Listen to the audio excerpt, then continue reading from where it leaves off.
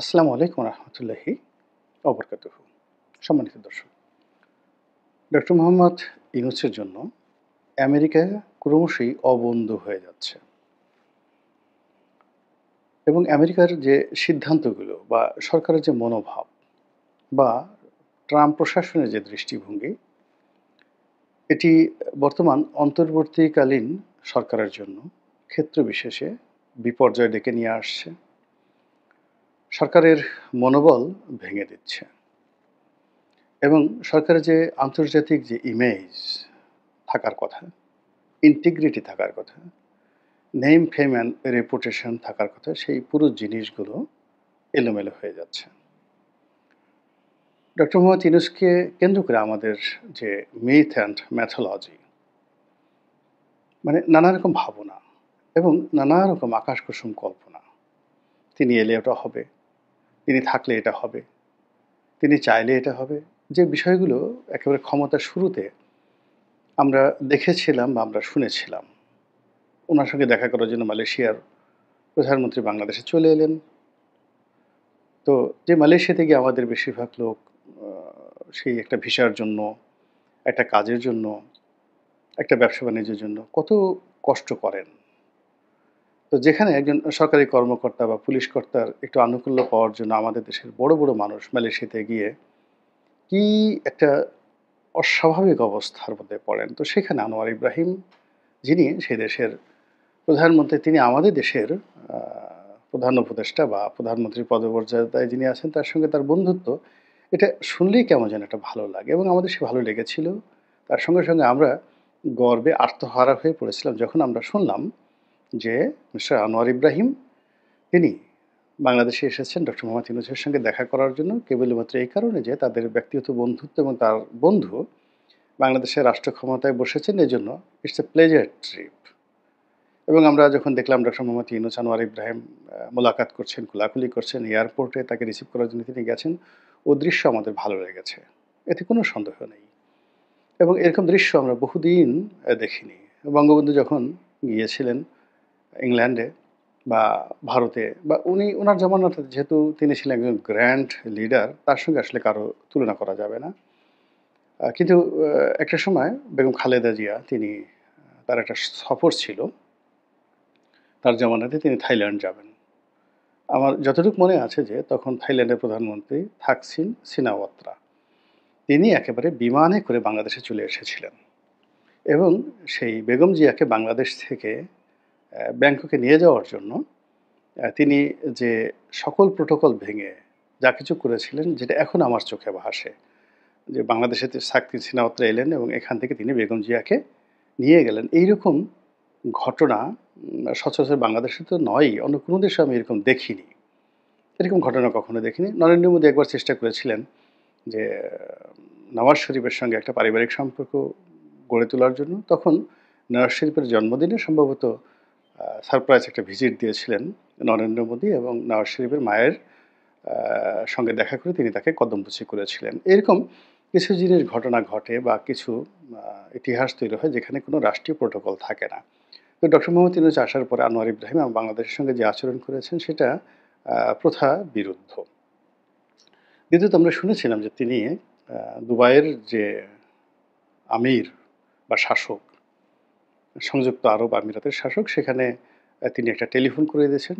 Phone করার সঙ্গে সঙ্গেই সেই জুলাই আগস্ট বিপ্লবের সময় যে সমস্ত লোক এই বিপ্লবের পক্ষে আ সংযুক্ত আরব আমিরাতে বিক্ষোভ করেছিল, তাদেরকে সেই দেশ থেকে বের করার জন্য একটা নির্দেশনা হয়েছিল এবং অনেকে গ্রেপ্তার করা হয়েছিল। তো ডক্টর মোহাম্মদ ইউনূস সাহেব টেলিফোন করেছেন, সঙ্গে, সঙ্গে সবকিছু একেবারে গলে গেছে। সেই আমিরের নির্দেশে জেলখানা থেকে সবাই বের হয়ে গেছে। আ তারপর শেষে তাদের বিরুদ্ধে যে সকল মামলা মোকদ্দমা হয়েছিল, সবকিছু কুল্লু খালাস হয়ে গেছে। এই ধরনের কথা আমরা শুনেছিলাম এবং আমাদের আসলে খুব ভালো লেগেছিল। তো এভাবে আমাদের এই ভালো লাগাকে পুঁজি করে গত ১১ মাসে ডক্টর মোহাম্মদ ইউনূস ১১ বার বা ১২ বার বিদেশে তিনি গিয়েছেন। তো বিদেশে গিয়েছেন, কোথাও নিজের প্রয়োজনে গেছেন, কোথাও রাষ্ট্রের প্রয়োজনে গেছেন, কোথাও রাষ্ট্রীয় প্রোটোকলে গেছেন।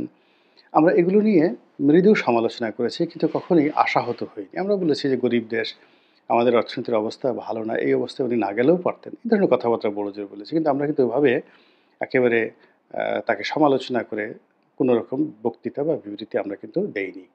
তো এনিওয়ে এরই মধ্যে বিপত্তি ঘটল আ লন্ডন সফরের মাধ্যমে।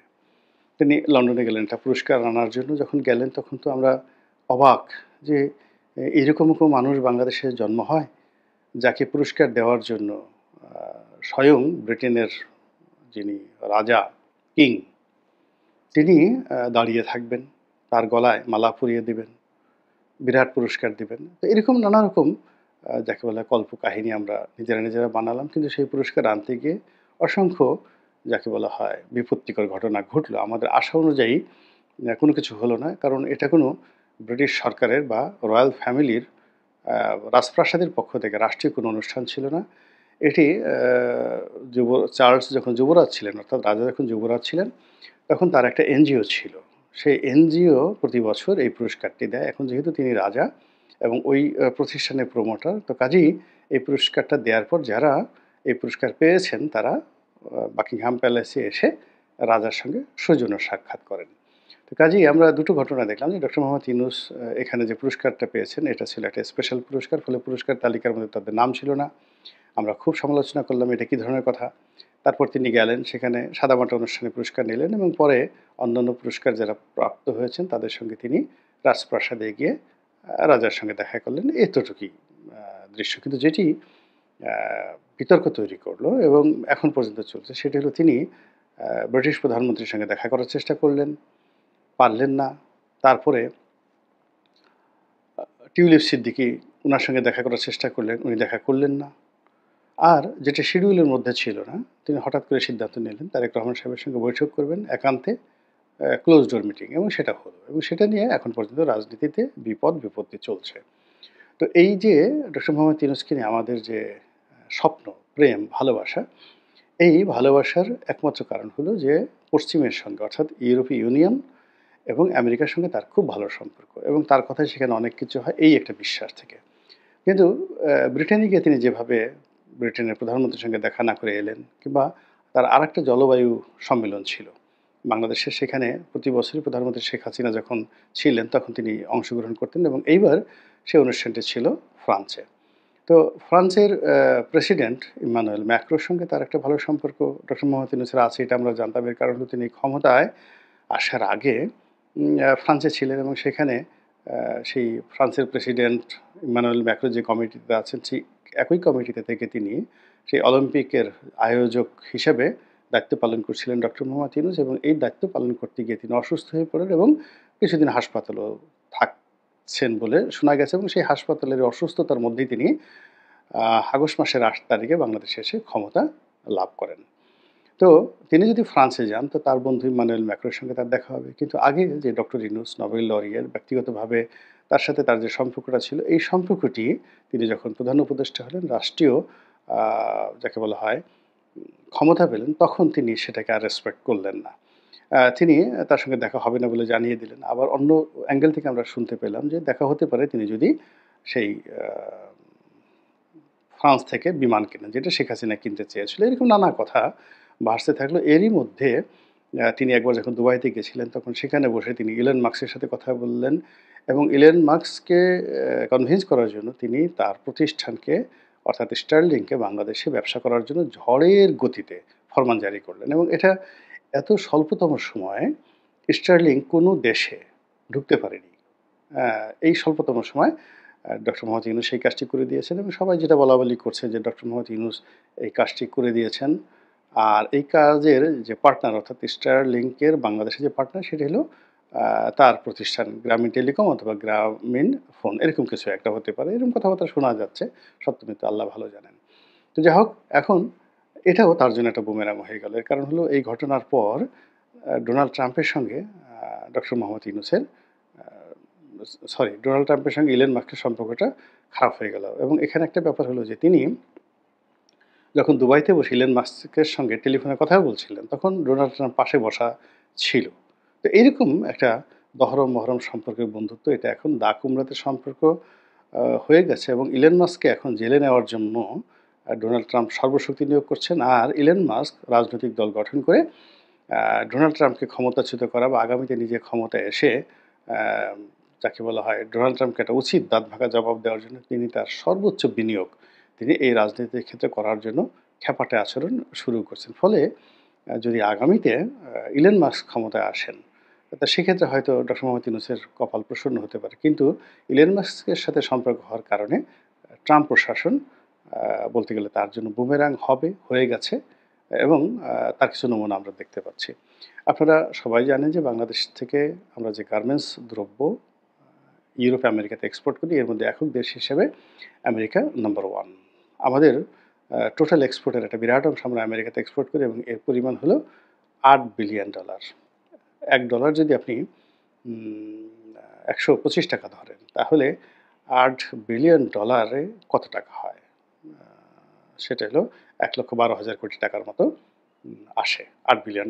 এটা আমরা আ সেই যাকে বলা হয় আমেরিকা থেকে আমরা এই টাকাটা অর্জন করি। এখন সেখানে আগে যেটা একটা ফ্ল্যাট রেট ট্যাক্স ছিল ১৬%, সেই ট্যাক্সটি এখন করা হয়েছে 35%। এখন সেই যে 35% এটাকে আগের ১৬% এর সঙ্গে আ অতিরিক্ত ১৬, ১৬, ৩২ আর ১৫ আ ১৬, ১৬, ৩২ আ আর ৩ ১৬ আর ৩ ১৯ মানে আরো অতিরিক্ত ১৯% ট্যাক্স, ১৯% প্লাস প্রিভিয়াস ১৬%, এই টোটাল ৩৫% হলো, নাকি ৩৫% এর সঙ্গে আবার ১৬% যুক্ত হবে? এটা আমরা এখনো পর্যন্ত সেটেল করতে পারছি না।